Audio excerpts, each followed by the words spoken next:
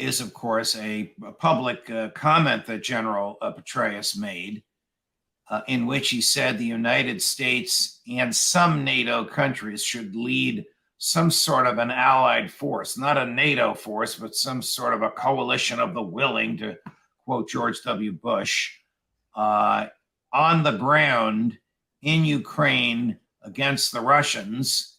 And knowing Petraeus, as I know you do, I'm sure you know that he wouldn't have said something like that without having run it up the flagpole first. So first, what do you think militarily of what General Petraeus has offered?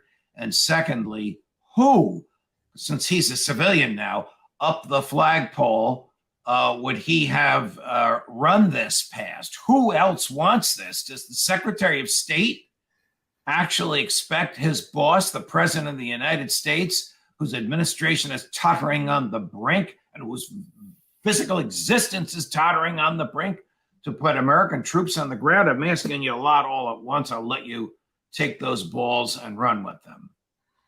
Well, on the first question, I think we have to regard this as having been a kind of trial balloon. In other words, Petraeus was given this material and told to run with it because the people in Washington are interested to see or hear what kind of a response, if any, they get from the American people. That's the first thing. Secondly, unfortunately, I do think there is serious planning going on about the use of U.S. forces in Ukraine. I think it's very dangerous. I think it's ill-conceived, but it's going on. Third, the mention of a coalition of the willing is a dead giveaway because NATO is not united on this issue. Most people in Europe are not interested in being dragged into a war with Russia. So when you ask the question, what is this coalition of the willing? Well, are we going to get some Romanian troops, Polish troops, perhaps, maybe some Lithuanians? It's hard to tell. Anybody else prepared to show up? I don't know how many British troops they can expect to get. I don't think the British could field 10 to 15,000 troops in any period of time that would be competent on the battlefield. The French, they're already overextended in Africa. So I don't know who else we're talking about. So this coalition of the willing, as it's termed, is another indicator. And then finally, why are we talking about this at all, Judge? Right. Why? Because the globalists in the State Department want to put Putin out of business, and they think they can do it. First, it's because Ukraine is devastated. It's losing. It's on the brink of extinction. The counterattacks that we saw over the last several months, it started out with 30, 40, 50,000 troops, then declined to perhaps 10,000, 12,000. They declined further to 3,000 to 5,000. And recently we've seen battalion-sized units, 500, 600, 700, actually trying to probe and walk through Russian defenses. They're running out of manpower that can fight. And in fact, the information I have is that the Polish soldiers in Ukrainian uniform, and we don't know how many there are. I've heard lots of estimates all the way up to and a little bit above 10,000. And then the so-called Foreign Legion that Ukraine has fielded, which may number 5,000 to 7,000 or less. Again, we don't know. That those formations are the only formations with any stomach for a serious attack in a major fight. So that's the other point. Now, finally, to go to yours.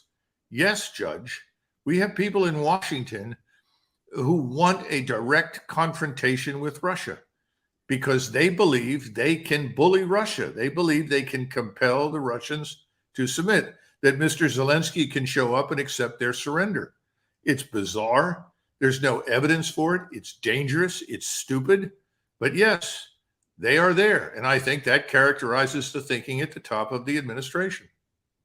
So Zelensky, who was all over the place in the media for 7 or 8 months, really hasn't made, two observations, hasn't made very many public appearances in the past month.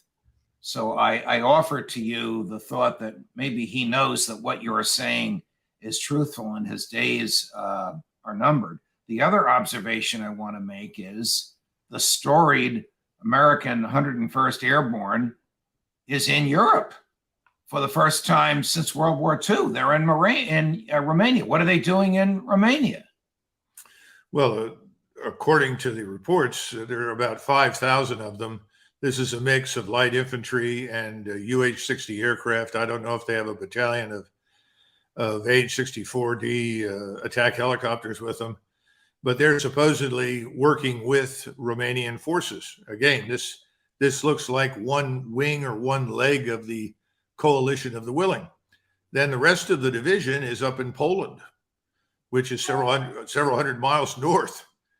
And there are all sorts of rumors on the internet, and people are saying, oh, well, they're going to fly in to Odessa and set up a blocking position to prevent the Russians from moving on Odessa. And they'll be reinforced. Okay, I find it hard to believe that we would be quite that stupid, because Odessa is very definitely on the menu for the Russians. It's a Russian city, a Russian-speaking city. It's never been Ukrainian. And they are going to retake it, just as they're going to retake Kharkov for the same reasons. And that's probably where they would stop normally. But if this happens, I don't think the outcome will be a positive one for the United States and its coalition of the willing. And then, of course, the question is, if we sustain heavy casualties and we are seen as losing, are we then going to turn to nuclear weapons? Because as I've said repeatedly on this thing, I have never seen any interest on the Russian side in the use of a nuclear weapon. I've seen nothing to indicate it. The statements that have been made were always made in response to us, response to anyone who questioned whether the Russians would respond if they were attacked with a nuclear weapon. And they made it very clear that they will. And this is the problem with this limited nuclear war business. But I think now the danger is we could walk into this. And as I tried to point out in that short 1,000-word op-ed, we're not ready. This is sort of get set and go in whether you're ready or not. And we're not ready. The infrastructure isn't there. The tons of ammunition are not on hand. The force sizes don't make any sense. I mean, we keep saying, well, the Russians were stupid when they went in, they made all these mistakes. Well, the Russians at least went in there with a goal of not killing fellow Orthodox Slavs. That was a goal. Didn't want to kill them. All right, that didn't quite work out as they'd hoped. But now we're talking about going in, and we have no such guidelines or constraints, but we don't have the forces. And we're now saying, well, the Russians are building forces. Well, there's a reason for that. This place is the size of Texas. If you don't have several 100,000 troops, you're not going to be able to dominate it. How are we going to do this? I think it's insane. Something else that you alluded to in your fascinating 1,000-word op-ed to which you just made reference was the War Powers Resolution.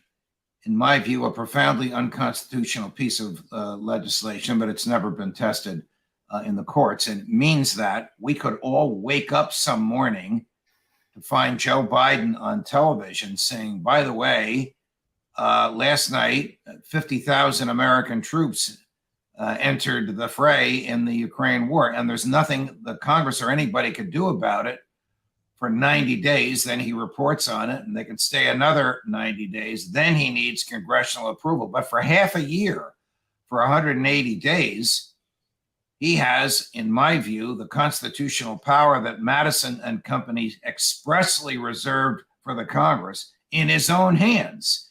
He can choose the target and wage the war, which makes him a prince. Madison was adamant about separating war-making power from war-waging power, but this terrible piece of legislation, which President Nixon vetoed because he thought it crimped his style rather than expanding his power, another argument for another time, gives Joe Biden that authority. Is this something we have to fear, that we wake up some morning and find out that while we all slept, 50,000 uniformed American troops, I'm just throwing that number out, entered the Ukraine-Russian war? Yes. I think it's a real possibility now, much more so than any kind of nuclear exchange. I still do not believe that anyone in the White House is deranged enough to even consider such a thing. But I do think that this is a possibility. How much is it? 90%, 80%, 60%? I don't know.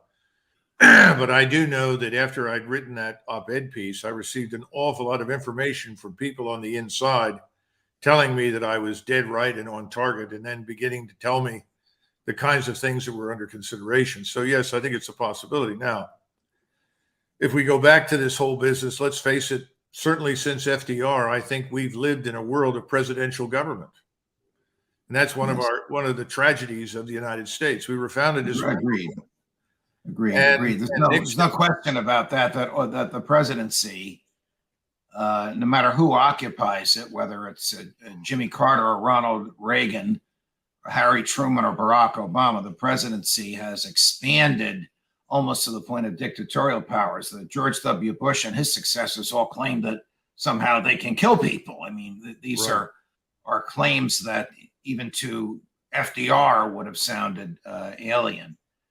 But I have heard nothing other than from you and our colleagues who've been critical of General Petraeus from his statement. Now, you say it may have been a trial balloon. Were they expecting tub thumping in support of it? Or were they expecting silence because no one wants to be the first one behind Petraeus to say it's time to put American troops in harm's way? I think they're most interested to see if there is any public reaction. The people that govern in Washington are really accustomed to a quiescent, compliant public. I mean, how often do people take to the streets to object to things that we do overseas with the American military? The last time I remember any serious opposition to anything being done overseas was during the Vietnam War. And people say, well, see, that's because we had a draft. Not really. It took years before they finally went to the streets and objected to the Vietnam War. How long were we in Vietnam before anything happened? 3 years. Right. So the problem is that most Americans on any given day aren't interested. And so what you get as a consequence of this is what you have now. Right now, we have people at the top of this administration who are behaving like 3-year-old children who have found out that there are these things called electrical sockets, and they've got forks, and they're shoving forks into the electrical socket to see what happens. Well, one of them is going to be electrocuted, to be sure. Probably will be shocked by it at the least. That's where we are. That's what this idea of going into Ukraine is. It's dangerously stupid. You are pushing the fork into the electrical outlet. Let's get back to the status of things on the ground. One of our viewers asks, isn't it true that Russia has lost territory? And if so, why? That is, lost territory that it had previously conquered and acquired. Well, the only place that they have lost territory, as I understand it, that is significant in terms of square mileage was up near Kharkov. And that was an area where they only had 2,000 paramilitary police stiffened by some paratroopers. And they just said, look, this is wide open, flat terrain. It's not worth it. We can come back here whenever we want to. And they pulled out. The Ukrainians were then subject to punishing artillery, rocket fire, missiles, airstrikes, and lost 40% of the force that went in there. Now, over the last several weeks, we've had these little maneuvers, little attacks that for a while pushed forward, were then driven back. And what has been going on just within the last 24 hours is another one of those. But the real focus has been Kherson, which is critical to the Russians and critical to the Ukrainians. And the Ukrainians have been expending every effort they can to try and gain control of it. They haven't. And they haven't driven the Russians off the bridgehead that they have west of the Dnieper River. And I keep hearing people report that. So I always go back and check. And what we have seen is Russian civilians were understandably evacuated. That's a good thing. We don't want them to be killed, just as the Ukrainians ought to evacuate Ukrainian civilians to avoid their deaths. But there has been no massive withdrawal of Russian forces anywhere. And I would simply suggest that these modest gains here or there have generally been reversed.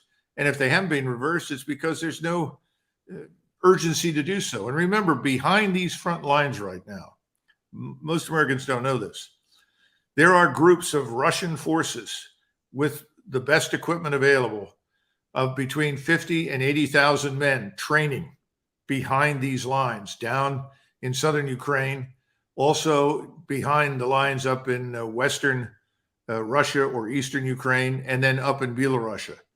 So it looks like we see the evidence for three major axes as a minimum emerging, involving hundreds of thousands of troops on the attack. That's their focus. They're not worried about a few kilometers here or there of open, flat terrain. What is, if you know, what is life like in the formerly Ukrainian areas now under Russian control? Is this like when the Nazis entered Paris and somehow the SS was working with the Paris police, and somehow the SS found compliant French politicians to run the machinery of city government? So who runs government? Who runs the schools? And is there day-to-day normal life and commercial activities going on in these four regions that a year ago were subject to Kyiv and now are subject to Moscow? Well, the areas that they're currently under Russian control have been given huge quantities of food, medicine, humanitarian assistance, which was badly needed. And there are large numbers of engineering organizations down there trying to rebuild many of the towns and villages and farms and so forth that were destroyed in the war. Since most of the people consider themselves to be Russian, I have not seen evidence for any friction, nor has any really been reported, and that includes reports by foreign journalists who are not Russians. So I don't think you can compare that with the Second World War. I mean, if we were talking about what was it like to be Polish, White Russian, or Ukrainian, well, it's interesting because they have not sustained those kinds of casualties in the past. For them to lose 1,000 a day in one day, it would be interesting to know what the cause is. Did they indicate at all what had caused these deaths? No, it's one of those short, Colonel, it's one of those short summary articles. It's no more than 2 paragraphs. It's like it was written on the fly. Maybe more is to come. If something breaks during the show, we'll pick it up and let you know. You and I discussed a piece in the Financial Times based on writing by reporters who are all over Europe, that NATO's stockpiles are getting low and needing urgent replenishment. How could that be? Oh, I think that's easily explained. First of all, even in the 1980s, when we were pouring enormous amounts of money into our military establishment, NATO was really conducting business as usual. Now, that was better than what we've seen since the early 1990s. But there was no sense of any imminent danger of war in Europe that justified massive production of equipment or munitions. Once the wall fell, so to say, you see that the German army was rapidly disbanded. The German government simply disarmed itself and fell into the hands of these combination of Greens and leftists who were convinced that that Fukuyama was right, that history had ended and there would be no further conflict. So NATO, and you've been saying this, NATO is giving arms to Ukraine from its substance, not from its surplus, and its substance, whatever it may need for whatever purpose. The old days, the Russian bear, but whatever purpose, its substance is depleted significantly. Oh, absolutely. And again, this reinforces another point, that the Europeans did not sign up for a war with Russia. When this whole business began, and I say business, I'm talking about going back to 2014 with the installation of the government that was essentially friendly to us, guided by people like Victoria Nuland and others from Washington. And then the subsequent massive buildup of the Ukrainian army, designed effectively for one purpose, to attack Russia. Specifically, not just to attack Russia, but to regain control of Crimea. So this was an unambiguously offensive force aimed at Russia. I think the Europeans looked at this and said, well, this won't really go anywhere. The Russians really don't want to fight, and the Russians are no longer armed as they once were.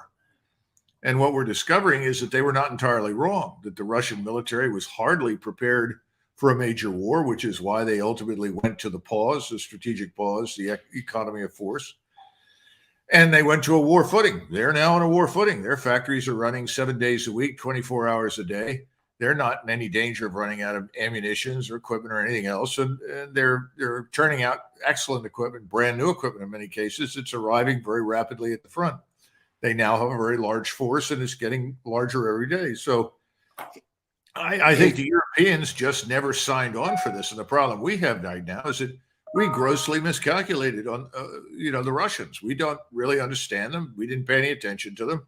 We're staring strategic defeat in the face. Have our supplies been depleted, and Absolutely. are they in need of replenishment, the Americans, to the same extent that NATO's are?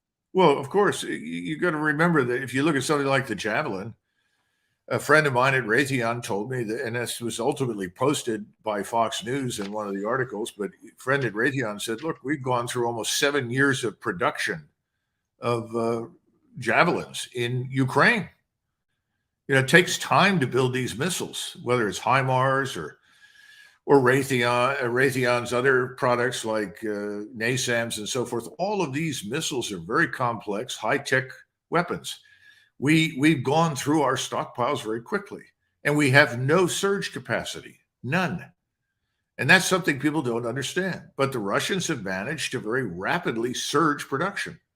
And the Europeans are very concerned about it. That's why inside NATO, behind closed doors, people are saying, this can't go on. You've got to end this, Washington.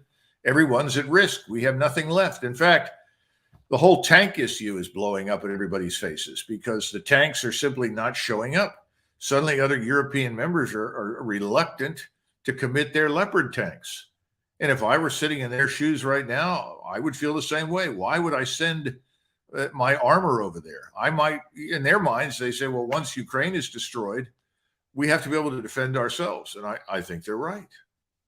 To this argument, late last week, General Christopher Cavoli, I don't know if you know him, the Supreme Allied Commander of NATO, an American general, was quoted as saying Ukraine's losses are, quote, out of proportion to NATO's expectations.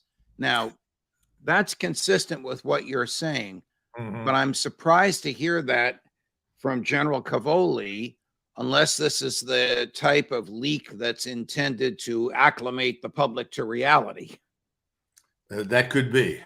Cavoli is the Supreme Commander, Europe, and what he says is certainly going to have a huge impact in Europe. Most people in the United States won't pay any attention, but everybody in Europe will. And so in that sense, you could be right that he's signaling that this is not going to go on. We cannot sustain this.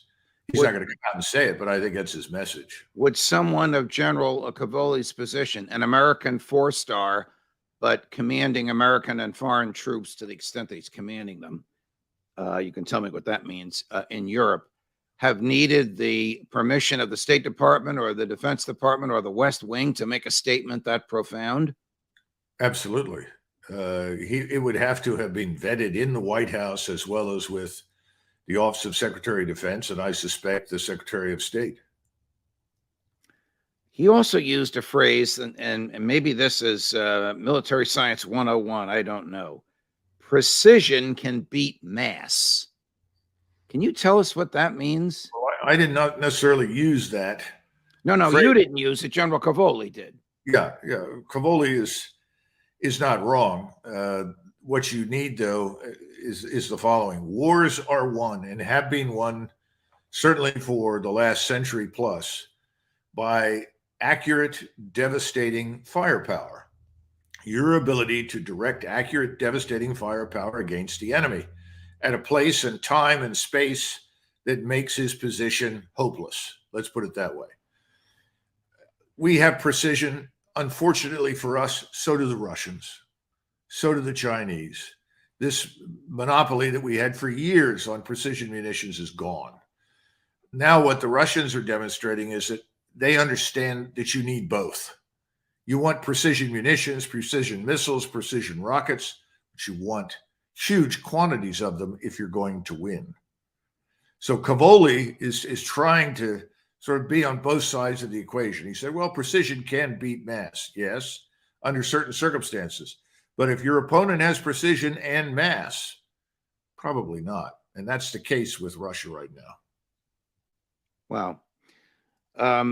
You and I also talked about some of the behavior of Ukrainian agents and recruiting officials. I don't know if they're military or not, lowering the conscription age to 16. Now, everywhere in the world, a 16-year-old boy is a boy, not a man, not a fully developed man, and too young for the military, but I guess not too young for Ukraine. You and I shared a video. I don't know how old this kid was, 14 or 15, was literally kidnapped right in front of his mother's eyes and shoved into a military truck. They were just walking down the street. What is this going to do for the morale of the people in Ukraine? Is it common or is it isolated? And has the conscription age in Ukraine, this is almost child abuse, been lowered to 16? My impression is yes, it has. And there are multiple sources confirming that this is the case. And there's lots of evidence being posted by Ukrainians all the time about the true situation. There are pictures of Ukrainian soldiers that are obviously, 15, 16 years of age. So there's no doubt that this is going on. But I think this is part of the larger picture. The Russians went into this economy of force, and they maximized the effectiveness of their connectivity between space-based and terrestrial-based ISR, intelligence, surveillance, reconnaissance, assets above, and gun systems, rocket systems, missile systems. They've inflicted terrible casualties. Whole year groups of Ukrainian men are dead and are gone, have been annihilated. And at the same time, you have this much smaller population from which to draw on, as I talked about previously. There aren't 37 million people in Ukraine anymore. The areas that Zelensky controls, there are perhaps 18, 19, 20, 21, 22 million, which is roughly the size of the population of the Netherlands. That population is mostly male, I'm told, because lots of old men, women, and children have left the country. But still, the men that are there are not all able. Some of them are in advanced age, and lots of them are children. And so they're in desperation turning to this. This regime is at the end. It really is. But it's not going to give up. It's going to fight to the bitter end, and it's going to sacrifice whatever it can to stay in power. But when will Joe Biden and Tony Blinken and Lloyd Austin and Jake Sullivan, the people that presumably are making these decisions, recognize what you just said, that the regime is at the end? I think that for all intents and purposes, that message was delivered weeks ago from the Department of Defense to the White House, and it was rejected. Period. Well, they're rejecting reality in deference to their political needs. Well, we'll hear that in the State of the Union tonight. Well, I'm sure you'll hear an entirely erroneous picture. I mean, someone asked me today, how did we end up like this? I said, well, we've had 40 years of Cold War, at the end of which the Soviet Union fell apart and we emerged, if not victorious, then certainly healthy and well, and we avoided global war, which was our goal for 40 years. In just 1 year, we faced defeat in Ukraine through this proxy war, but more important, we're on the threshold of a potential confrontation with Russia, something that we worked for decades to avoid. So I guess the answer to your question, Judge, is it doesn't look good. We're not going to admit failure. No one will say they were wrong. The Russians love anniversaries. February 24th, of course, is the anniversary of the beginning of this military incursion. From your sources, Colonel, does President Putin have his hundreds of thousands of reinforcements ready to pour in to eastern Ukraine and begin marching and killing and destroying on their way west? Yes, they're ready. That's why I thought that by now they would have already pulled the string, so to say, and have moved north. But the shaping attacks that have been going on down in southern Ukraine have essentially set the Russians up for multiple axes of advance from the south, up towards Zaporozhye, up through the Bakhmut area, and further east up along the border with Russia. I don't know which one they're going to take. Maybe they'll take them all, but that has worked. Why they have not already attacked, who knows? I mean, one thing I'm sure Sorovikin realizes and Gerasimov realizes is that their strategy of enticing the Ukrainians to attack them relentlessly has worked. Ukraine has been bled white. And they may be saying, well, there's no reason to rush. We can wait another 3 or 4 days. Let's wait for additional ammunition. Let's wait for additional whatever it might be. Remember, logistics is important. And they want to push forward ammunition, medical support, more firepower, all of those kinds of things. And it may be they want to push some more forward. But the truth is they could go right now, and there's not much to stop them from going straight north and on the eastern side all the way to Kiev. Have you seen any evidence of demoralization amongst the Ukrainian troops because of their vast casualties? Anecdotally, you go on Telegram and you look at the things that are being posted in Ukrainian by Ukrainians, and yes, there's plenty of evidence for it. There's no question about that. Also, the hatred and hostility is growing for Zelensky, as more and more Ukrainians are blaming. Just let me stop you. Is this hatred from the public, Ukrainian public, from the military, or both? Well, I'm talking primarily about soldiers in the field, but that may also apply to the population. I just don't have access to that in Western Ukraine. I don't know what they think there. But soldier-wise, oh, absolutely. And they're also looking at very corrupt leadership. You know, there are comments coming in all the time. You're stuffing your pockets with cash, you and the generals, your corrupt leaders, and we're dying, by the bushel every other day. I mean, assignment to Bakhmut for the last couple of months has been essentially a death warrant, and everybody knows it. Not too long ago, maybe 3 or 4 days ago, the former foreign minister of Poland revealed that at one point the Polish government was thinking of, I don't know how they would do this physically, militarily, and legally, partitioning Ukraine and considering the western part of Ukraine, the part largely untouched by the war that includes the capital, Kyiv, as a Polish protectorate, and thereby triggering Article 5, the obligation of all of NATO to defend Poland, if that part of Ukraine, a la Polish protectorate, were attacked by Russia. I mean, this just sounds to me crazy. It almost sounds like the justification Hitler used to combine Austria to Germany to protect Austria, even though the only people Austria needed to be protected from was him. Although most Austrians disagreed, and they were quite happy to join the German state. I think Hitler's a bad comparison.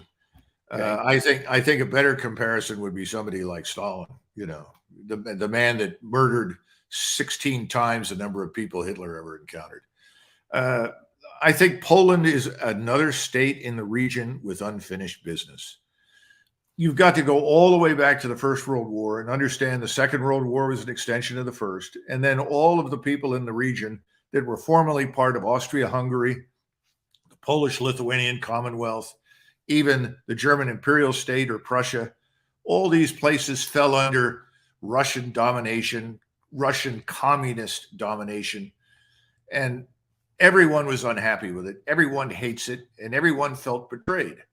The Poles in particular, once they got out from under Soviet occupation and control, always envisioned a time when they would regain their former stature in Europe as a great power.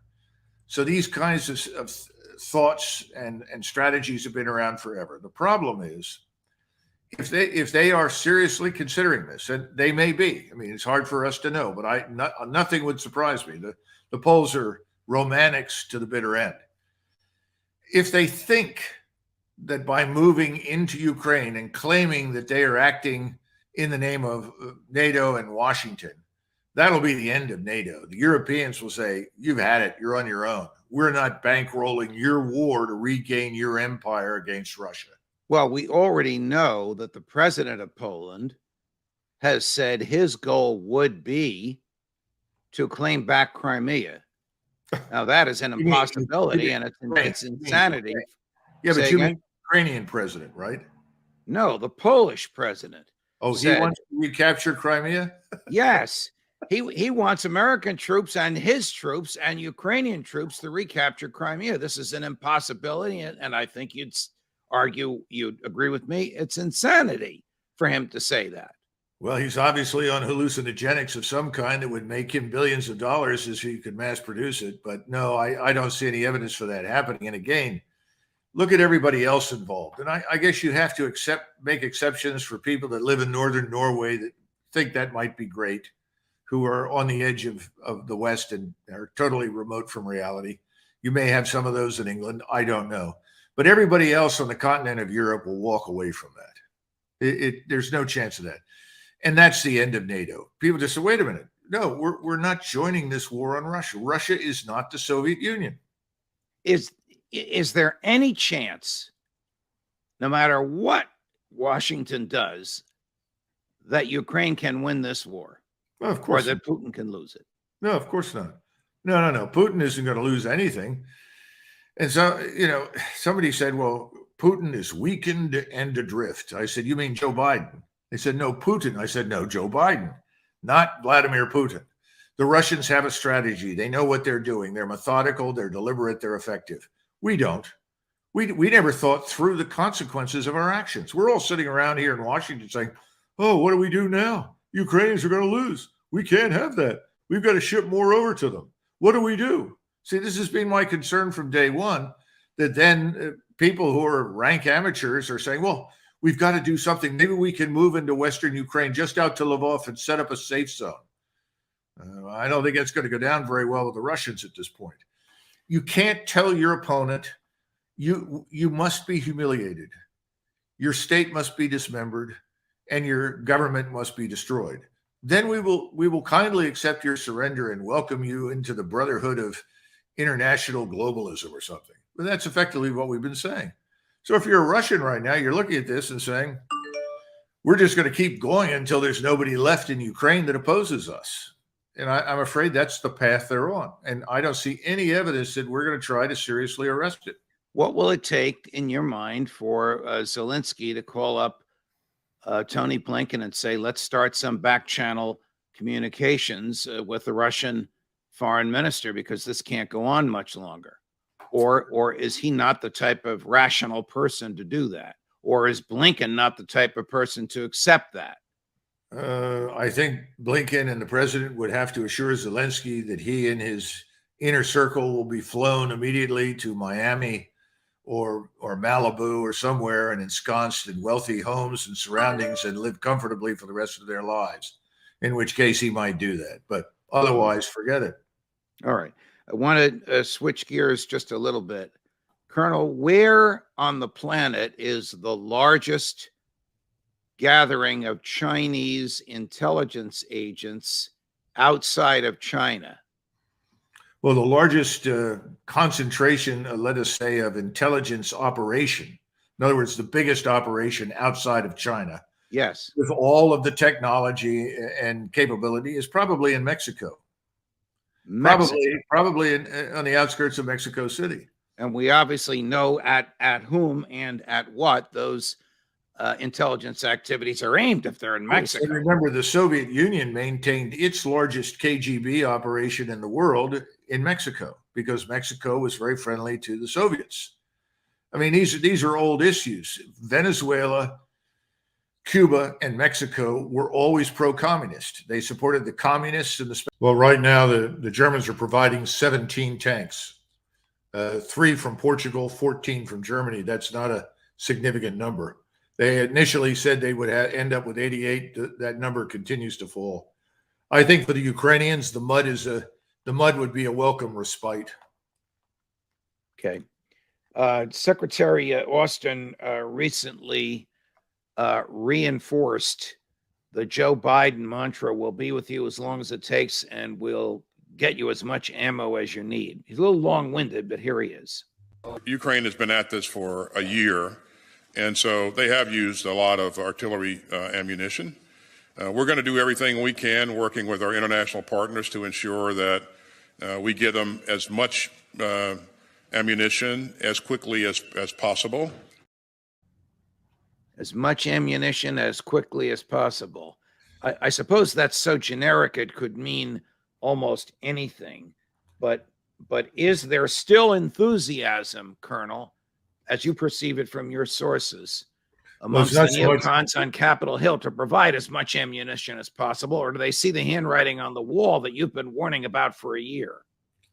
I think they see the handwriting on the wall. But having said that, it's not a question of willingness at this stage. We simply don't have much ammunition to send. We've reached the point where we're rapidly running out of ammunition in our war stocks, and our factories cannot gear up fast enough to produce more at a desired rate. We don't have a surge capacity that we had 50 years ago. It doesn't exist for missiles, rockets, anything. So I think they're going to get something more than they've gotten, but not much.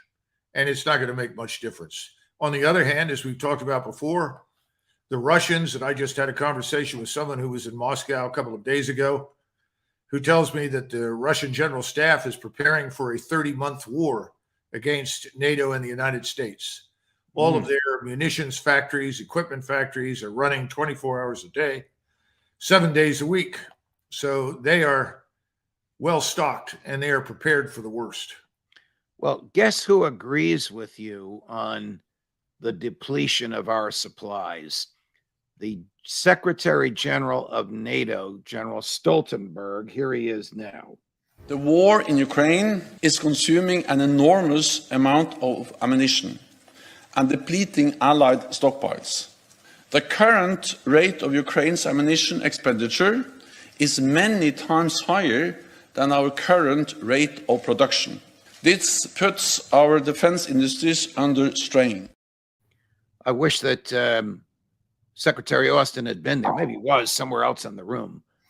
But the current rate, I'm paraphrasing, I'm going to think I memorized it. The current rate of Ukraine use is not twice, not three times. It's many times our ability to supply them. What does that tell you? It tells me that soon the Ukrainians will have nothing because NATO will have nothing with which to supply them. If you make $10 a day and you spend $15 a day, sooner or later, you have no cash.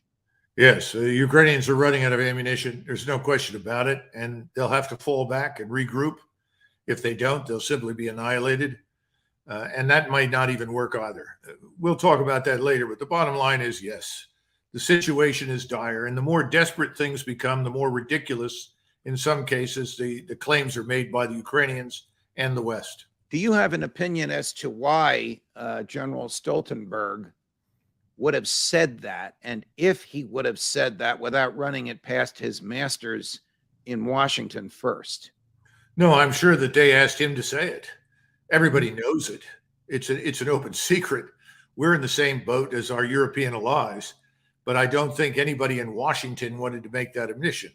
So they simply said, Secretary Stoltenberg, please, emphasize this point. Again, it's a statement of desperation. Please, please, please send whatever you have. We're running out. That's not a good thing. General Milley, who was standing right next to Secretary Austin when he made the comments that we just ran a few minutes ago, you better be sitting down, Colonel, says Russia has lost. Take a listen. NATO and this coalition has never been stronger, and Russia is now a global pariah, and the world remains inspired by Ukrainian bravery and resilience. In short, Russia has lost. They've lost strategically, operationally, and tactically, and they are paying an enormous price on the battlefield. Your comments, Colonel. Well, I think he's gotten down Jake Sullivan's talking points very well. Unfortunately, none of them, equate to reality. Russia is hardly a pariah. If it were a pariah, its economy would be in ruins, and its economy is going gangbusters because everybody in the world is ready to do business with Russia except us and some of our European allies. And even there are lots of cracks in that system. Otherwise, I think whatever they tell you about the Russians, you should just turn around and apply it to the Ukrainians. They talk about no morale, no leadership, poorly trained, all this sort of business. Doesn't apply to the Russians right now. It applies to Ukrainians. is very sad. It's a tragedy. And as you say, we've all seen this coming, but no one is willing to stand up, admit to it, and ask for talks with the Russians, sadly. Do you see some sort of a shift going on here? I mean, these comments by General Milley were so forceful. They were literally 180 degrees from what he said 6 months ago before they slapped him on the wrist. I mean, what does he gain by saying this? I can't imagine that any serious professionals like you, or even the people, the other generals and colonels that work for him, would take seriously what he just said. And yet he said it before an international audience, and it was broadcast all over the world. That clip we just gave you was broadcast all over the world yesterday. Well, let's be frank, Judge. This entire administration has lost a great deal of credibility in a whole range of areas over the last several months. Anything they say has to be viewed with great skepticism. General Milley has made it very clear that he is aligned with the left. He is part of this administration. He's going to say whatever they want him to say. End of discussion. Your concern about professional integrity and so forth doesn't really occur to him. He sees a different future. Remember that when these people retire, there are lots of wealthy left-wing oligarchs that will provide income for them and take care of them. The objective here is to meet that test. Please reward me for what I'm saying when I retire. That's all. But you know him. Does he mean what he says, or is this an act intended to audition for the type of post-military retirement job he'd love to have, the one like his boss, Secretary Austin, had at Raytheon? Well, I'd say it's the second, not the first. He's very definitely interested in the income. I don't know him personally. I have only met with him once, and I only know him by reputation, which was never very good in the Army. This is not somebody that was known for standing up and taking any tough positions under any circumstances. This was a man who was always willing to get the job done. Yes, sir. 3 bags full, as we say. So he's doing what he's done throughout his military career. I mean, is this the type of person, is this the mentality and the character of human being, much like General Petraeus, that rises to the top in today's military? Yes. I mean, definitely. This is not Joe Biden's fault. This is culture that's been going on in the military for generations. The politicians rise, not necessarily the best generals. Well, if you go back to the 1930s, look at the senior officers in the ranks of the French army, they were all very much like Petraeus and Milley. And of course, they failed miserably. And if you go and watch any of the documentaries, you'll have plenty of French officers that are younger, obviously, in many cases, or lower rank, will come on and say, well, the politicians liked easy commanders. They wanted lapdogs, people that would go along, people that don't brook opposition. And listen, that's what we have. Tell us what you can about the Russian onslaught that's coming. We know that President Putin is giving what's described as a major speech on the 22nd of February. That's a week from today and 2 days before the anniversary of the commencement of hostilities. Would he be prepared to say, oh, by the way, there's 250,000 troops that just crossed the border? And if he were, would we know that ahead of time from intelligence sources, that a number that of human beings that massive is in one place at one time? Well, Judge, I thought it was the 21st. Correct me if I'm wrong. Oh, I'm honestly going by a writer. We get hundreds and hundreds, sometimes thousands of messages per episode when you're on, and I'm going by what the writer has said. Sure. So well, I think it's the 21st. What is happening right now is that we're seeing advances designed to effectively secure the axes of advance for the mobilized force that is being marshaled in the South. Now, what's the mobilized force? Well, we're looking at 250,000 right now of the Russian combat troops. Some of them are south and a little east of Zaporozhye when you look at the map. Others are just behind Bakhmut, which they are waiting for the Wagner military group to clean up. And then the other group is over near Liman, which is just east of Kharkov. And there, remember, we talked about 3 major concentrations, one in Western Russia, one down in the south, and one up in Belarus. The one in Belarus is sitting quietly, but is prepared, whatever comes. But these forces are going to move on at least 2, maybe 3 axes, but they're not going to move until it's completely clear. And if we look at the strikes that are going in right now, air, missile, rocket, artillery, they're stripping out all of the air defense radars and all the air defense artillery that's out there. So they want to be sure that they have a clear open field for their close air support, for their drones, for their rockets, for their missiles. Sometime in the next few days, we're going to see this gargantuan move north and west out of those 3 areas. Let me just interrupt you. Gargantuan meaning with respect to the number of boots on the ground. Yes. Do troops literally walk miles on the ground, or No, are they almost everyone. No. Almost everyone will ride. Most of your infantry will be armored infantry, following behind armor, artillery strikes, and so forth. So no, people are not walking at all. Now, you've seen elite light infantry from the Russian side confront Ukrainians in places like Bakhmut, Ugledar, elsewhere. You're now going to see the thing change with the armored force moving forward because the terrain favors fields of fire and the kind of rolling open terrain that is good for armor. And this is perfect for the Russian way of warfare. That's what we're going to see. But it's going to be an incremental rollout. Remember, the majority of the forces the Russians are now moving forward are not bloodied. These are not people with lots of combat experience. On the contrary, many of them are fresh recruits or reservists that haven't seen much, but they are under the command of experienced combat officers. That's what counts. And thus far, they have been moved up to the line, exposed, brought back repeatedly, shifted back and forth. They've practiced their maneuvers. They're ready to go. So once these last remaining strong points in on the edge of the Donbass are gone, then we'll see them move. And their goal is everything east of the Dnieper River. In other words, everything from the Russian border to Kyiv. Right. I want to make you laugh a little because we're talking about very serious stuff. So my former colleague, because he did work at Fox for a while, and then ABC, and then CNN, and now News Nation, Chris Cuomo is over in Ukraine, and I did what I thought was an excellent report, interviewing young Ukrainian either recruits or conscripts. Colonel, when I say young, I'm talking about 16 or 17 years old.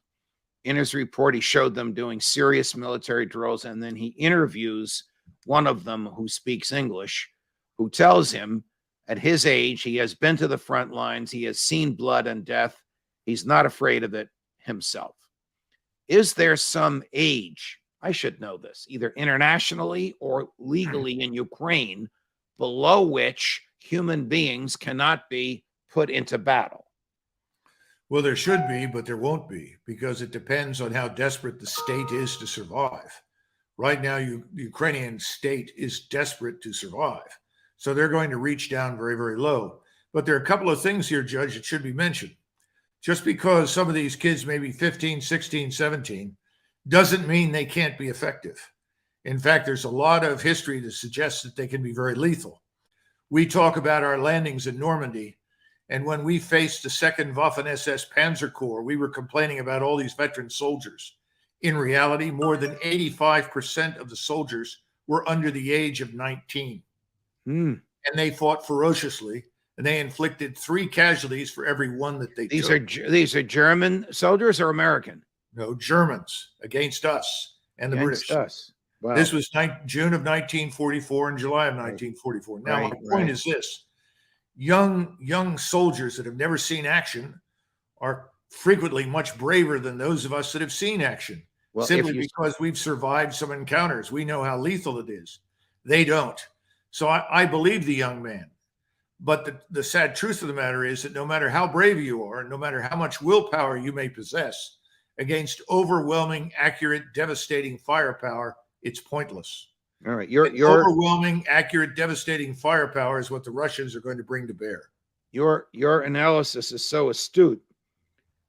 But the reason I said I was going to make you laugh is because of our person on the other side of this, Matt Van Dyke, who's physically present in Ukraine and who comes on once a week. He's the head of this group, Sons of Liberty International. They purport to be veterans, American military veterans who provide training to and non-lethal training to Ukrainian civilians and military. When I asked him about the morality of conscripting young people, he basically said it's a day in the park for them. And I got angry when he said that because I didn't believe it. But I want you to watch this clip, and then I look forward to your response. How could someone refer to a draftee in the Ukraine military as having the time of his life? That's This just is one death and example. blood and gore. Believe It's not, me, it's not a summer resort. believe me, in most cases, that is not the opinion of most conscripts. But the one conscript that I know, it gave him purpose. It gave him camaraderie. He was actually pleased that he was serving his country. Colonel, this is worse than propaganda. This is utter bullshit. Well, in defense of Mr. Van Dyke, he said this is the one conscript that he'd spoken to. So let's be a little understanding. He spoke to one. That may well have been the attitude of one conscript. But Right. frankly, towards the end of the Second World War, all of the European nations that were engaged in the fighting were running out of manpower. There wasn't much enthusiasm in the last 6 months of the war to go out and be killed after just a minimum training and equipping. So I have trouble with that. The other thing is that I know that the SBU, the NKVD equivalent on the Ukrainian side, is rounding up and sending deserters back to the front. And they've got lots and lots of deserters. Many of them are very young, and they have executed some of them as an object lesson. So I think things are much worse on the Ukrainian side than obviously Van Dyke is willing to admit, and many others will. Let's switch gears to the balloon. The balloon that captured in the American imagination and people staring in the sky for hours 2 weekends ago. Mm-hmm. A person you and I know of, Gordon Chang, from time to time on Fox News, holds himself out as an expert on China, argues that the balloon flew over Malmstein Air Force Base, where approximately a third of America's land-based intercontinental ballistic missiles are stored. Then it flew near both the Warren and Minot Air Force bases, which house the remainder of America's Minuteman wings. Then it passed close to Whiteman Air Force Base, home to the nuclear-capable B-2 bomber, and then Offutt Air Force Base, headquarters of the Strategic Air Command. Quote, "This path suggests China is gathering intelligence for either a first or second strike on America's nukes," close quote. Should we believe this stuff? The short answer is no. First of all, you don't steer balloons. I'm sorry, but it's very difficult. Once you launch the thing into the atmosphere, the predominant winds have a bad habit of moving it wherever it wants to go. Secondly, I talked to someone at the U.S. Weather Service, and they told me that the path taken by it was roughly equivalent to where the jet stream goes across North America. That it went over those areas is probably not necessarily deliberate. It simply worked out that way. And again, assuming this thing was collecting intelligence, I have great doubts about that. I'm prepared to believe in many things, but I don't think it can collect much. They have 300 satellites, 100 of which are military. There's no shortage of opportunity for the Chinese to find out anything they want without relying on something like a balloon. And then we haven't even talked about something mentioned in USA Today, which is about the thousands of Chinese in our university and corporate laboratories, the thousands of Chinese who come here illegally to the southern border. We've had 5 million illegals enter the country since President Biden took over. All of that is infinitely more important. So no, I don't think so. And I think he's discarding the reality that the Chinese were the first to adopt a no first use. And they mean it. And if you look at the structure of their nuclear arsenal, they are not postured to deliver a decisive first strike. They're postured to deliver a certain second strike. General Stoltenberg said that he thought the balloon was a joint Russia-Chinese operation. Do you know, or have you heard any evidence of that other than Stoltenberg's opinion? No, I think anything that you hear at this point about these balloons is, you should be skeptical, and that is probably the funniest one I've heard yet. You know, let's spread the blame for the evil balloon around and insist the Russians had a hand in it. Again, the Russians have more satellites than the Chinese. It's just crazy nonsense. Okay. The destruction of the Nord Stream pipeline, when it happened, President Biden, Secretary of State Blinken, Deputy Secretary of State, I'm not certain of her title, Victoria Nuland, we know who she is, we know what she's done in the past, all said the Russians did it. President Putin truthfully said, what are you, crazy? Why would we do that? For assistance, he's asking for a new army, and he must know that this is not possible. Well, one would think so. And I think they were trying to set the stage for a meeting with the United States in which they would get more other types of assistance, potentially convince us and maybe others in this so-called coalition of the willing to intervene and help them in some way. That's why I find it extremely disturbing, because President Biden has said from the beginning that we were not going to directly engage the Russians in a military confrontation. Yet we seem to be moving closer to that outcome. And the polls, of course, I think would actually welcome that, which is very dangerous. You know, this is the problem when you ally yourself with a relatively small state.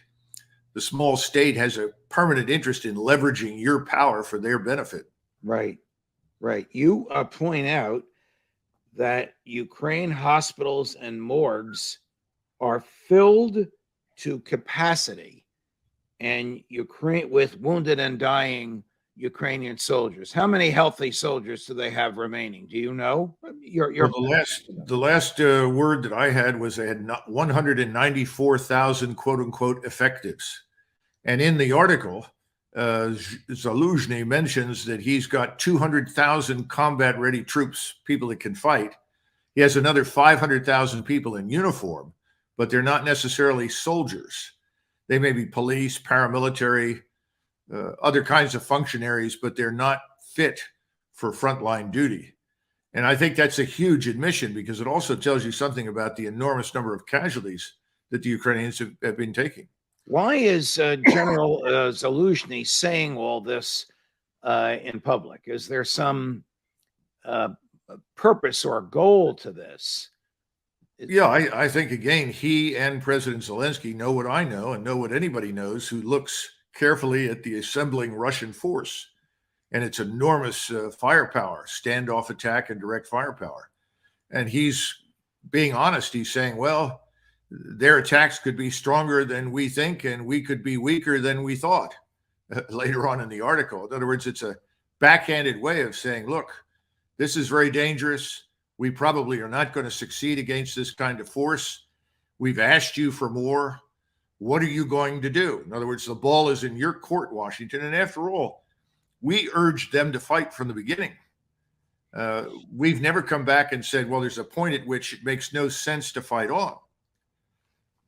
Would it be fair to characterize General Zaluzhny as the realist and President Zelensky as sort of has pipe dreams?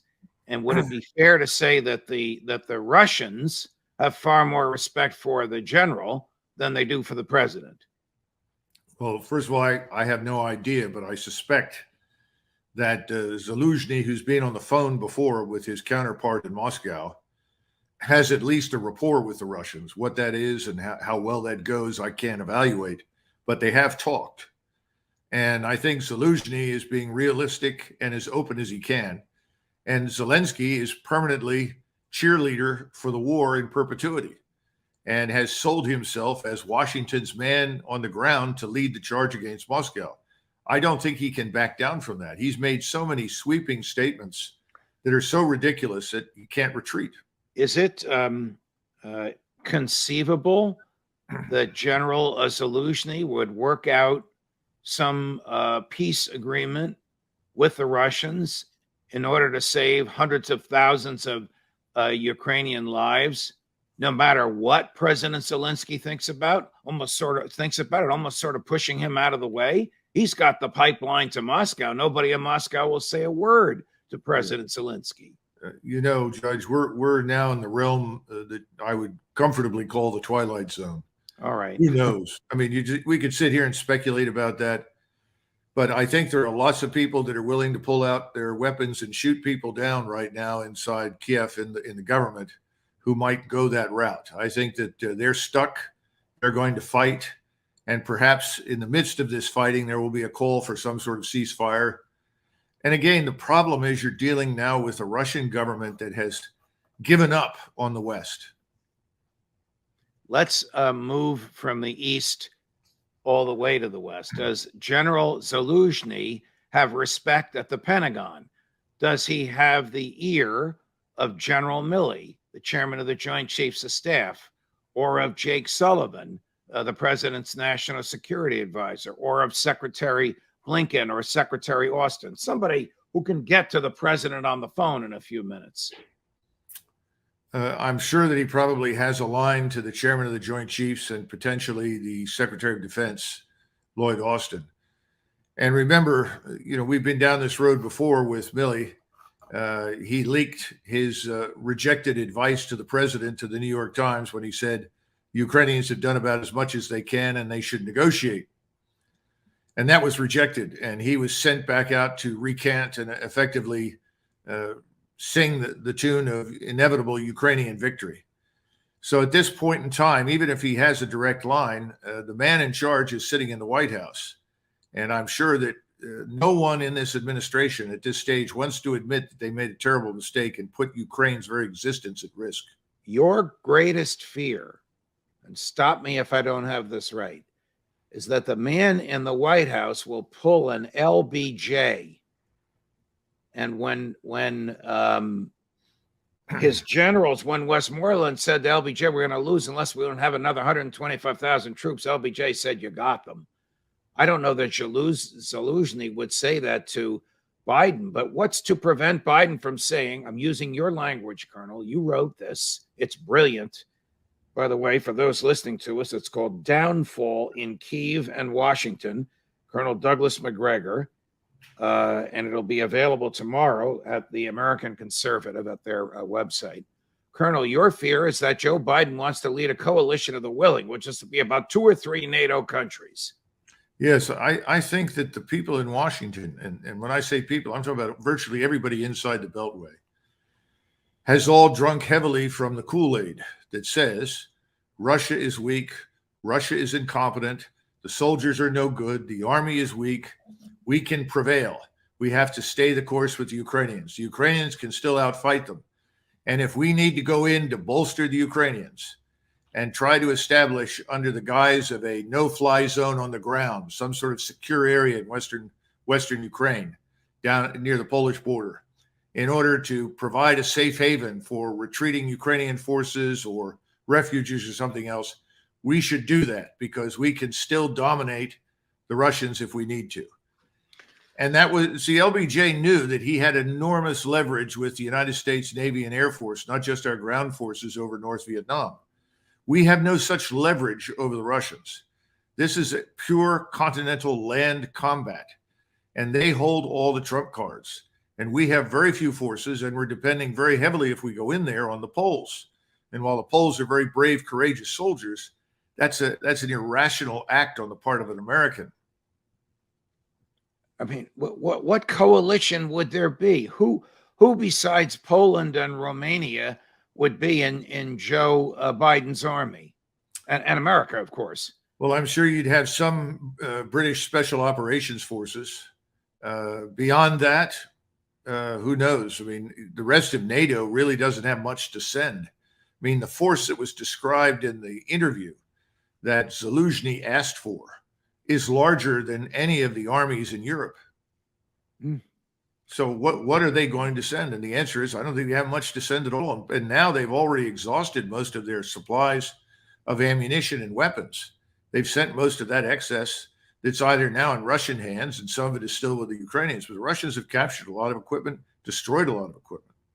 One of our regular guests is an American named Matthew Van Dyke. Matt is the head of Sons of Liberty International, which he describes as all ex-military. These guys are young. They're all like in their late 20s, early 30s, who believe in the Ukrainian cause, who wear military fatigues, who are physically present on the ground. I don't know if they carry weapons. They don't shoot. They're not close to where people are shooting or being shot at.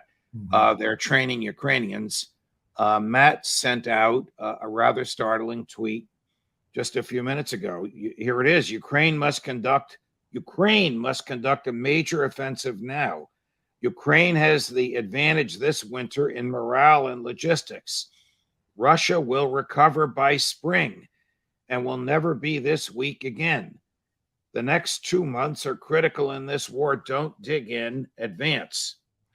Now, I don't know if you know this fellow. He's a young man. He's on with us regularly. This is the first time I've heard him say anything like this. Russia will recover by spring.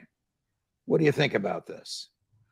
It sounds to me like some of the ideas that were hatched by Adolf Hitler in the spring of 1944 for offensives in the East, when there was no capability whatsoever for offensive action in the German army. Sounds to me like his thinking behind the Battle of the Bulge, when the German army couldn't fuel itself 100 kilometers without falling apart. So I think, I'm sure the man is very sincere and believes in what he's saying, but I think he's dead wrong. And there's not a whole lot for the Russians to do between now and the end of January for them to be ready. I think they're very close to it.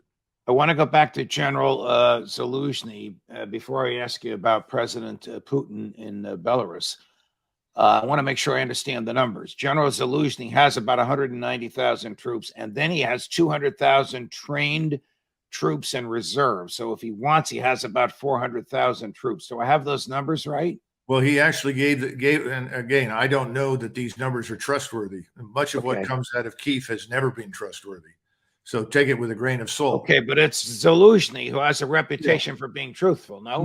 No. None of the Ukrainians have been truthful about the conduct of this war. They've lied prolifically about everything. And he's saying they have 700,000, 200,000 in that category of fit to fight, trained combat troops, and then 500,000 of others, police, paramilitary.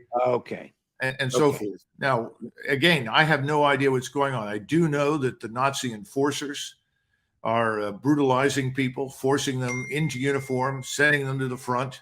These are Ukrainian Nazi enforcers forcing young men, able-bodied or not, into Ukrainian military uniforms. Yeah, they're sending press gangs through Kiev and other cities at nightclubs, night spots, to see if they can find young men who may be there, and then pressing them into service. Sort of what the Royal Navy did in the 19th century and the 18th century to keep the ships filled. So that's why I say I'm sure that Matt's sincere. And I do know that if you ask Ukrainian soldiers, they do speak very confidently of their future, as though they have a chance to really win.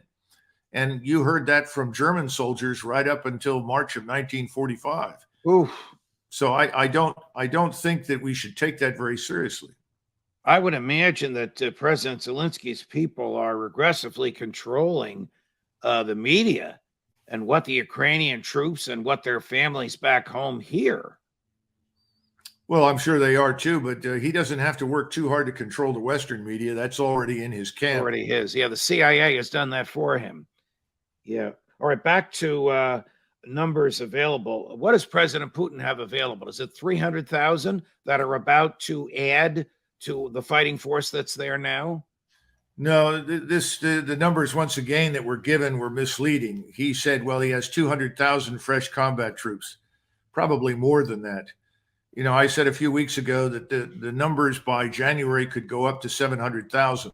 Russian numbers. Russian numbers. And you just divide that roughly in half. because about half of that falls into logistics and standoff attack and fire support. The rest of it are attacking forces that go in on the ground to kill the enemy. So I think the Russians are, quite frankly, already outnumber their opponents dramatically. And they have been training very, very hard. Now, you have to add to that number probably 75,000 Belarusian troops. And Putin, of course, is up in Belarus right now. Right, now, what is he doing in Belarus? Belarus is another country, former Soviet satellite, but now a separate independent country. Yes, but they are fully allied with Russia.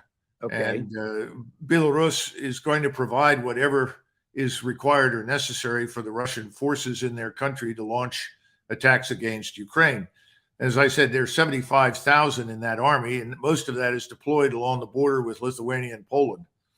But they have a secure base of support in Belarus for at least 150,000 troops attacking north to south. I'll tell you what I'm afraid of the most as I listen to you and our friend Scott Ritter, and as I read the media available to me, is that the president of Poland is crazy. He's very, very anxious to begin a conflagration that historians will one day call World War III. Well, that's again going back to the discussion earlier about a small state ultimately leveraging a large one. Right. Will Joe Biden, who could get into Biden's head? Will pressure be put on Joe Biden, whether it's from the Pentagon or the globalists, to back Poland up? Oh, I think that that's very much in people's minds right now, that Poland is the springboard against Russia, and that we should be prepared to use that in order to rescue Ukraine from inevitable destruction. That's why I wrote the article, because I'm afraid that we'll suddenly hear from Joe Biden on the television. Tonight, my fellow Americans, I've directed our forces to advance into Western Ukraine to provide a safe haven or something, a secure zone in Western Ukraine. And it's about peace, democracy, and freedom, all of which has got nothing to do with what's happening on the ground in Ukraine. And that's what we said about Vietnam. Only this time, you're not talking about Vietnam, you're talking about Russia, a great power. If he does that, the Congress will do nothing. The Congress will do nothing. The president of the United States can't start a war on his own. I'm familiar with the War Powers Resolution. I think it's unconstitutional, but it is the law. But this will fall right into the hands of the globalists. We know their goal to remove President Putin from power, whether by embarrassment and. That means that if we get 2 weeks of continuous freezing, there is no reason why, at least for meteorological reasons, the Russians should not launch their coming offensive. So I think that's the first thing. Secondly, Bakhmut has figured prominently in everybody's calculus because it's drawn so much attention. Bakhmut has turned into something that is analogous in some ways to Hitler's obsession with Stalingrad for Zelensky. Zelensky and his friends seem to think that the loss of Bakhmut is unacceptable, would break the will of the Ukrainian people, demoralize Ukrainian forces. And so he's continued to sacrifice thousands of Ukrainian lives in that place. We now estimate 450,000 casualties thus far in the war, close to 150,000 dead. Ooh. And this is both sides, 450 and 150? No, this is the Ukrainian side. Oh. And if you listen to General Zaluzhny, he came on earlier today, or it could have been last night, talked about how supposedly the Russians are advancing over the bodies of their dead comrades because the Ukrainians have killed so many. The only thing I can think of is that he's channeling Baghdad Bob. If you remember when we intervened in Iraq in 2003, you had this Baghdad Bob kept coming on telling everybody about the victorious forces of Saddam Hussein throwing us back, inflicting casualties. I remember Baghdad Bob. I tried to interview him, but he turned it down. Turned down everybody from Fox, understandably. But I'm interested in your comparison of General Zaluzhny to Baghdad Bob, of all people. I thought General Zaluzhny was the adult and was credible, not only to the Ukrainians and the Ukrainian public, but to the Russian high command. Well, I'm not sure about the last part of you're credible to the Russians. I just don't know what they think.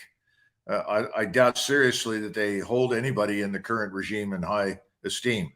Having said that, remember that Zaluzhny was actually very honest to the extent that he could be in his Economist interview, and essentially pointed out, I need a new army. I need all of this equipment. If I don't get it, I'm probably not going to be able to withstand what's coming from the Russians. But now he's back in the saddle, and he's been told to get back online and back on board. And the mantra is, we're killing Russians, by the hundreds every day. We're winning. We're doing well. But you know, as well as I do, they're now pressing teenagers into service. We have photos of them and video coming out over various internet sites, which is tragic to say the least. 16-year-old boys. It's not only tragic, and as you pointed out to me in some private emailing you and I did, where are the NGOs? Where are the non-government organizations that are humanitarian to prevent this? And it's probably, I don't know how old these kids were. The kids that I saw, their faces looked 14, 15, 16. It was hard to tell because they had military gear on, but they didn't shave yet. Let's put it that way. Absolutely. Yeah. It's got to be a violation of international law and clearly European human rights, which is pretty sensitive on the use of children in the military. But beyond that, is it not telling of how desperate Zelensky is? Well, if he's conscripting 15 and 16-year-olds? Of course, but to this, you've also got to add the fact that they are desperately seeking foreign fighters now. The foreign fighters are becoming very, very important to them because they just don't have experienced NCOs and officers anymore. They're bringing in raw talent with very little training. And of course, you have this man, Milburn, the retired Marine Lieutenant Colonel, who came out and gave an interview and talked about how desperate the Ukrainians were. And he talked about the heavy losses and frankly, why he was pulling out his mercenary training group. So I think at this point in time, it's really up to the Russians. The initiative is passed to them. The weather is in their favor now, and there's nothing to stop them from attacking whenever they want to by the middle of January. What is the status of the 300,000 or so, more or less, reservists called up to duty back in the fall, trained, armed, transported, ready to go? I'm assuming trained, armed, transported, and ready to go. I'll leave that to you to correct me. No, I think so. Understand that I do disagree a little bit with some other analysts. Scott Ritter has argued it's going to take longer to get them ready. I think they're integrated now. As I said, they're getting the 2 weeks of freezing temperatures. Okay. There is no reason why they cannot attack. And everything that's been happening down in the Donbass, everything that happens with these missile strikes that go in day after day, is all about shaping the battle space, making it safe, if you will, for the maximum offensive power of the Russian army. All right. In the interest of fairness, and because this is television, and because I like, or it's streaming, because I like to stir the pot, we from time to time have others on than you and Scott Ritter, even though you and Scott are you have other people on? I'm shocked, Judge. Are our favorites. This is a person, longtime friend of mine, longtime CIA guy that our audience loves to hate. And I asked him, Jack Devine, about the 300,000 Russians. It's a long answer, but he gets around to answering it at the end. Gary, doesn't he have about 300,000 called up, uniformed, now trained reservists about to enter the theater of war? And if he does, wouldn't that overwhelm the Ukrainian forces? He had 180,000 in the last round. I mean, that's not chicken feed, right? And you looked at it. They weren't armed properly. Where did they get the new arms? Where did they get the training? How did they get so battle ready in 6 months? You're looking at Ukrainians who have been fighting for almost a year now. They're as tough as nails. Their strategy, their planning. You're going to send a lot of rookies in. They have gas, they have logistics, 300,000. They're going to just march in. They're going to use air power. I mean, do they want to fight? We know what wars are like when people, they went into Afghanistan. My goodness. I mean, full-blown Russian army went in and was driven off by sheep herders. And why? Because and I'll tell you firsthand, the Russian soldiers did not want to fight in Afghanistan. Are they really going to fight in Ukraine? I mean, it's like almost like a civil war, and it's unprovoked. We'll see look at the Iraqi army. How many troops are in the Iraqi army, Judge? 300,000 armed by the United States. Where did they go? They went home. So size isn't the story. All right, Colonel, I saw you chuckling on the monitor. What do you think? Well, I don't Jack know. is always going to mouth the party line. I don't know. Maybe Sure. this would be against the law. Maybe they clip the pensions of CIA officers who've retired and failed to mouth the company line. I don't know. Well, I don't know. I don't see this man as someone who knows much about Russians or Ukrainians. His comments about Afghanistan are really very misleading. The Russian, if we go back and look at the Soviet forces that went into Afghanistan at the beginning, they were overwhelmingly Russians. They went in there and they very rapidly established themselves.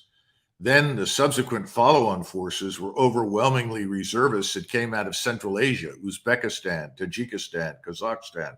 In other words, nearby places. And frankly, these people weren't terribly interested in fighting what was there. But having said all of that, our so-called Iraqi army vanished almost overnight, whereas the Soviet-trained forces held forth for a couple of years after they left, and so did its government. Does he have a point when he says the 300,000 don't have the will to fight?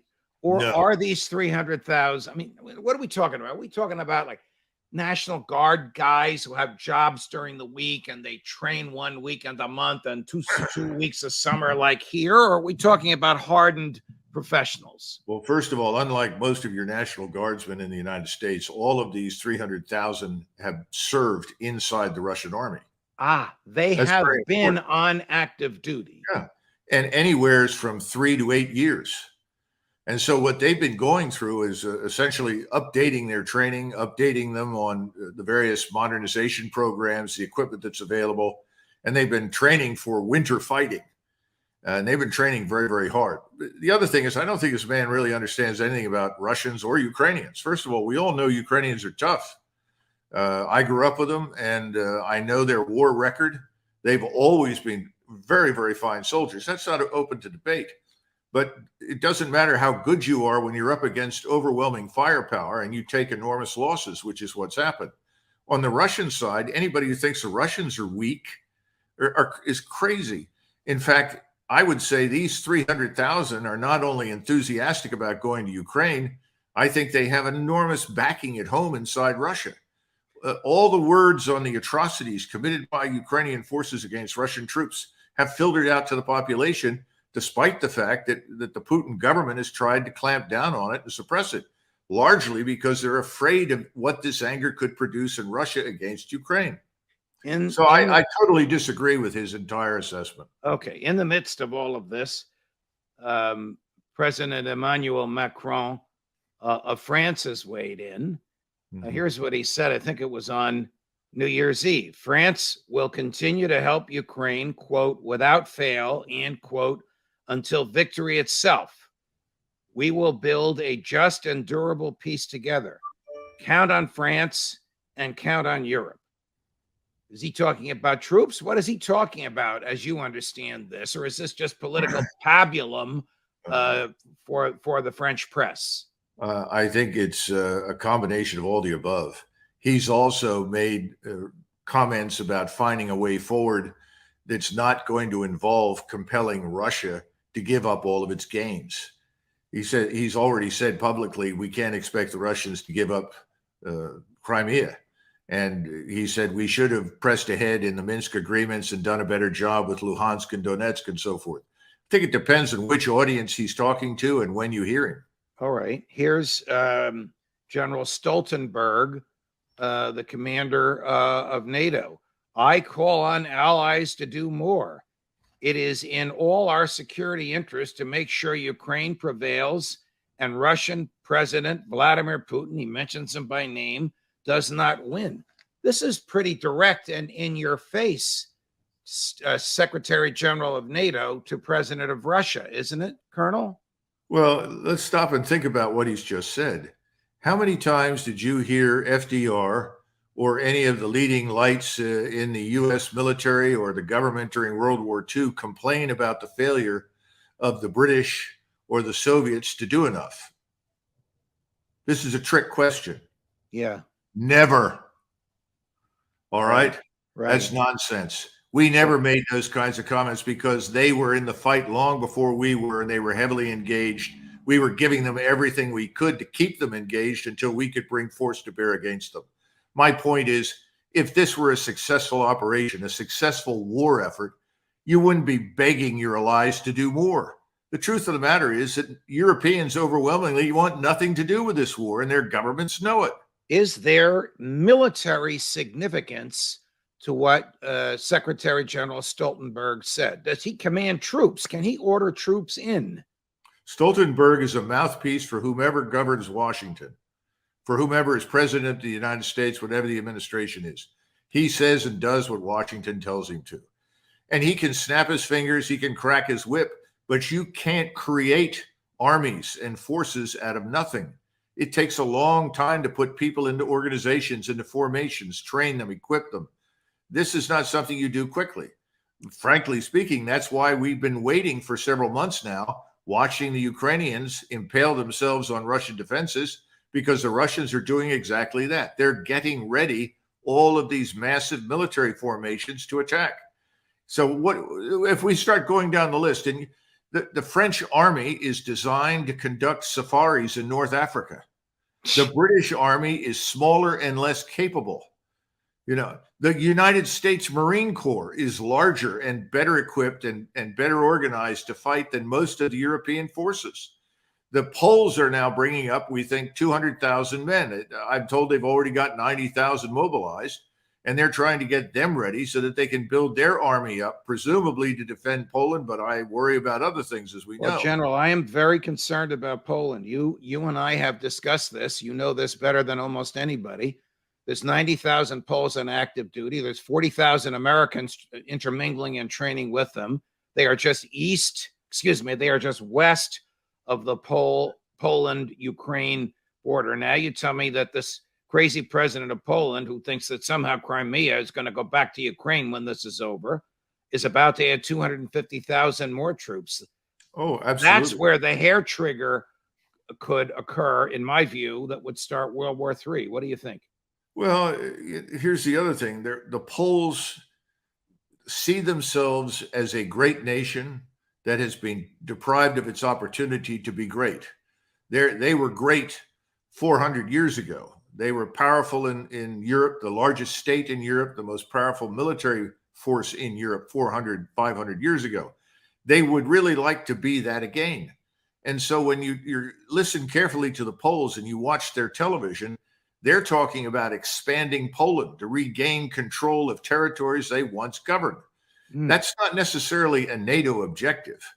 And I don't think that the majority of NATO partners are going to stand by and say, oh, yes, charge forward. Let's support the annexation of Western Ukraine. And by the way, Minsk used to be part of the Polish-Lithuanian Commonwealth. That would be insane. That would be insane. Of course.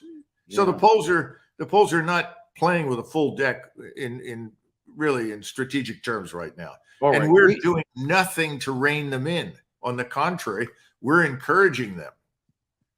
Recently, the Ukrainians, using either missiles or drones, attacked a building where Russian troops were housed. Adjacent to the building, I think stupidly and foolishly, but I'm not the military guy. I'm just a simple lawyer. Adjacent to the building where the Russians had stored munitions, it appears that the munitions exploded. Close to 100 Russians were killed. And now it appears that the Ukrainian missiles, American missiles. Absolutely not, Judge. And now, if I were to put that question to General David Petraeus, how do you think he might answer that in light of his public comments in the last week? Well, I suppose you'd have to call all the people that helped to promote him, who are currently sitting in positions of authority in Washington, before he gave you an answer, to ensure that whatever he said was what they wanted him to say. Okay, and you're You know, not one of being the things I think you and your audience can appreciate is this. In 1942, after the fall of Tobruk, June, July timeframe of 1942, the British had been through 2 years, 2 long years of uninterrupted defeats at the hands of the Germans. And remember, in almost every encounter, the British and their allies outnumbered the Germans. And finally, after Tobruk fell, which was a very major blow in North Africa, someone asked Churchill, well, are we losing this war? We haven't won any battles. He said, I know battles are important, but battles don't necessarily decide wars. He said, in modern warfare, it's the trends in the wars that decide them. And the trends ultimately favor us, not the Germans. Be patient. Well, I think Churchill was right. The Russians have not sustained any serious defeats. And we know that they were off to a slow start for all the reasons that we've covered. Where they are right now is, frankly, where they want to be. They are defending the territory that they've annexed, and they are training, preparing, and organizing for the major offensives to come in November and December. And here's something else that your audience may find of interest. The 300,000 man mobilization is over, in the sense that those 300,000 reservists are now inside the Russian armed forces, and they're integrated and they're being prepped, trained, whatever you want to call it. But the mobilization has not been suspended. And there's a lot of evidence that decisions behind the scenes have been made to continue mobilizing, so that instead of looking at 700,000 troops, Russian troops in November, December timeframe, we may be looking at 1 million in the field before January. And I think this is because Mr. Putin and his national security advisors, his military commanders, are listening to us and the threats that we continue to make, and the insistence that he effectively surrender to Mr. Zelensky. And that's not going to happen. Among those threats, and the reason, of course, for my reference to General David Petraeus in an earlier question, is, of course, a public comment that General Petraeus made, in which he said the United States and some NATO countries should lead some sort of an allied force, not a NATO force, but some sort of a coalition of the willing, to quote George W. Bush, on the ground in Ukraine against the Russians. And knowing Petraeus, as I know you do, I'm sure you know that he wouldn't have said something like that without having run it up the flagpole first. So first, what do you think militarily of what General Petraeus has offered? And secondly, who, since he's a civilian now, up the flagpole, would he have run this past? Who else wants this? Does the Secretary of State actually expect his boss, the President of the United States, whose administration is tottering on the brink and whose physical existence is tottering on the brink, to put American troops on the ground? I'm asking you a lot all at once. I'll let you take those balls and run with them. Well, on the first question, I think we have to regard this as having been a kind of trial balloon. In other words, Petraeus was given this material and told to run with it, because the people in Washington are interested to see or hear what kind of a response, if any, they get from the American people. That's the first thing. Secondly, unfortunately, I do think there is serious planning going on about the use of U.S. forces in Ukraine.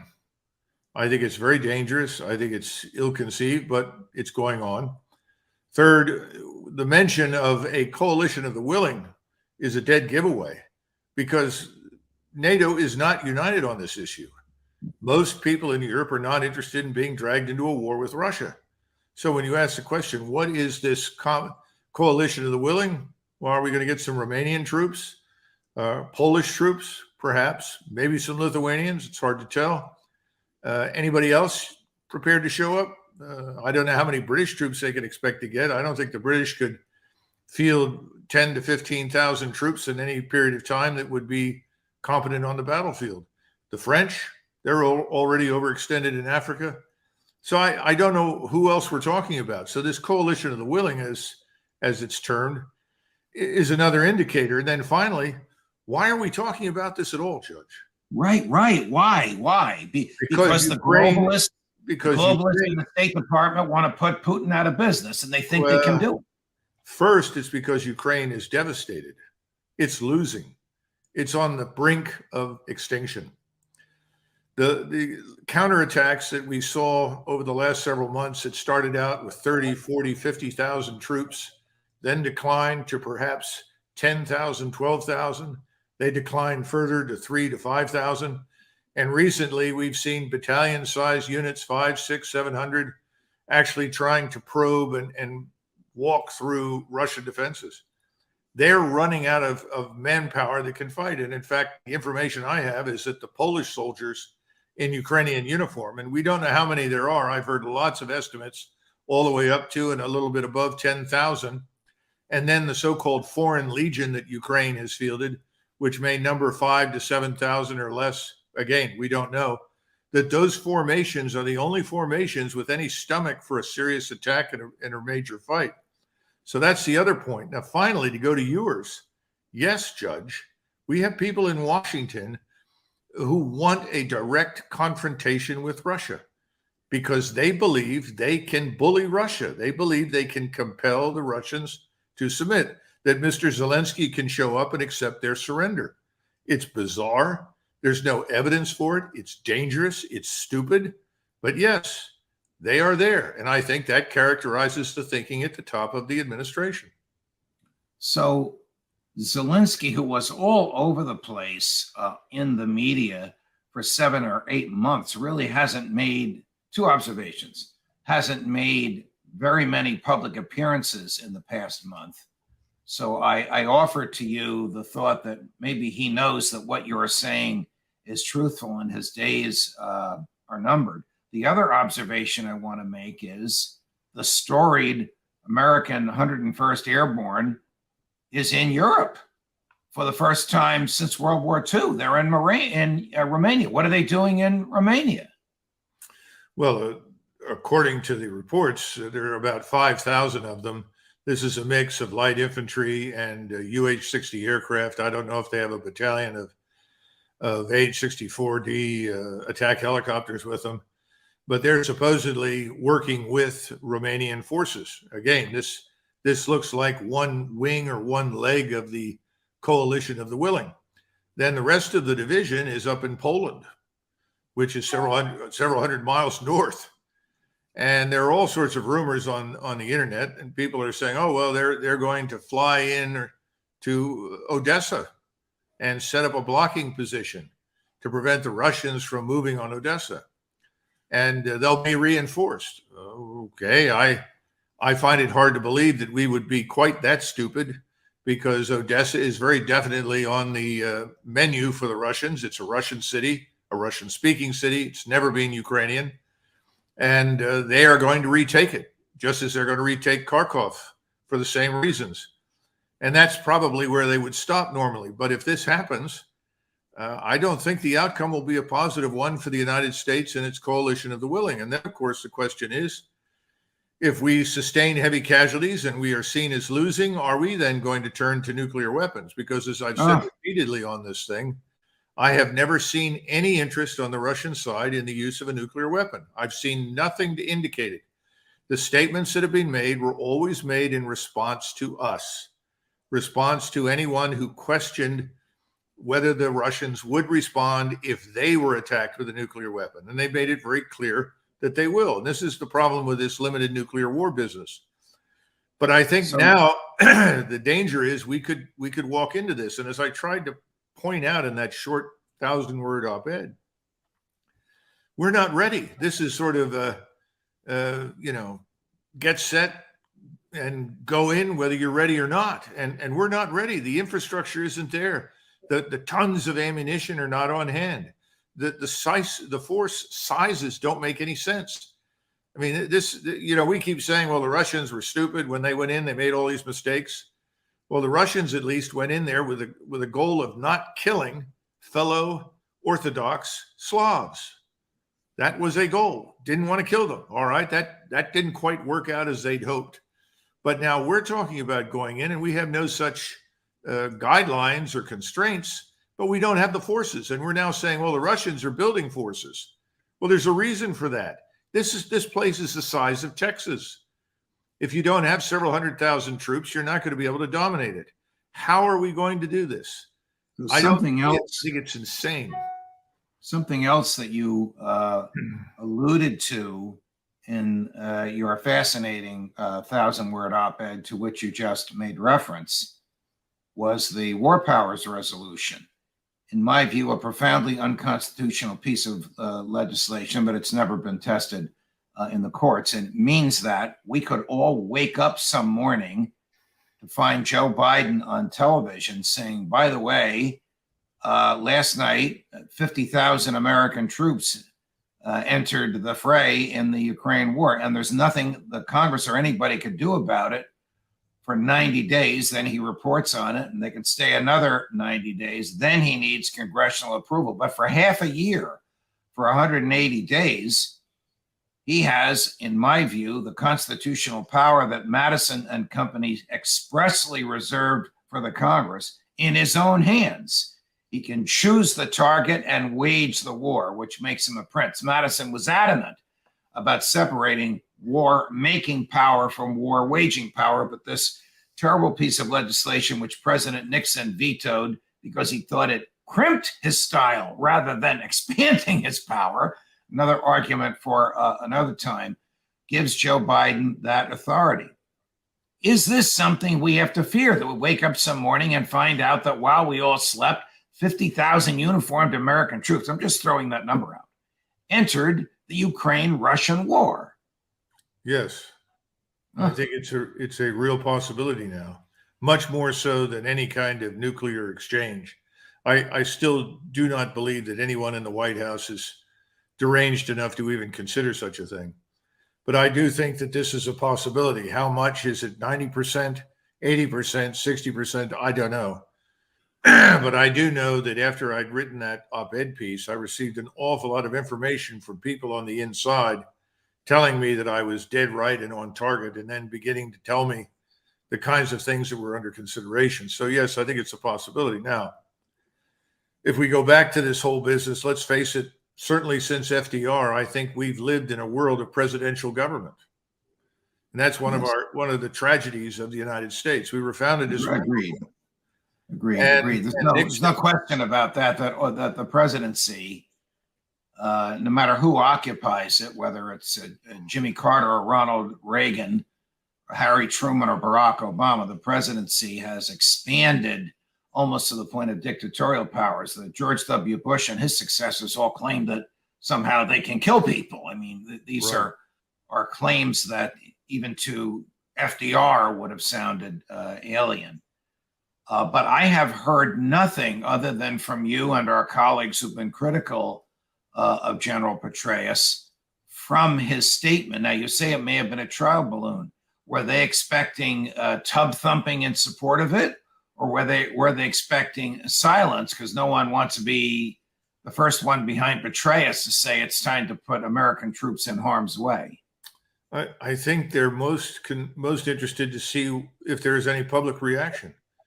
The people that govern in Washington are really accustomed to a quiescent, compliant public. I mean, how often do people take to the streets to object to things that we do overseas with the American military? The last time I remember any serious opposition to anything being done overseas was during the Vietnam War. And people say, well, see, that's because we had a draft. Not really. It took years before they finally went to the streets and objected to the Vietnam War. How long were we in Vietnam before anything happened? 3 years. Right. So the problem is that most Americans on any given day aren't interested. And so what you get as a consequence of this is what you have now.